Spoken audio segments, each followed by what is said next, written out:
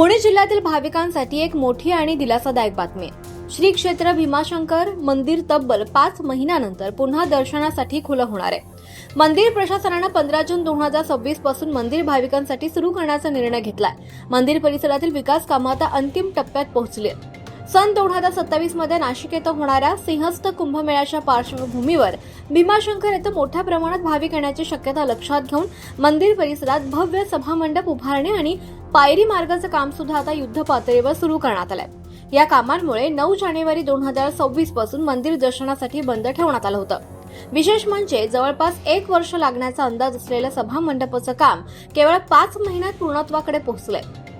स्थानिक ग्रामस्थ, देवस्थान ट्रस्ट आणि प्रशासनाच्या सहकार्यामुळे हे आता शक्य झाल्याचं प्रशासनानं सांगितलंय.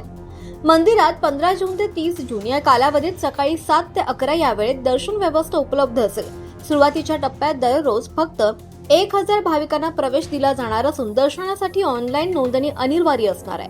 5 जून पासून ऑनलाईन नोंदणी प्रक्रिया सुरू होणार असून नोंदणी केलेल्या भाविकांनी वैध ओळखपत्र सोबत आणणं बंधनकारक असणार आहे. मंदिर प्रशासन, जिल्हा प्रशासन आणि पोलीस प्रशासनानं भाविकांना सहकार्य करण्याचं आवाहन केलंय. आता भाविकांचं लक्ष लागलंय ते 15 जूनच्या त्या प्रतीक्षित दिवसाकडे.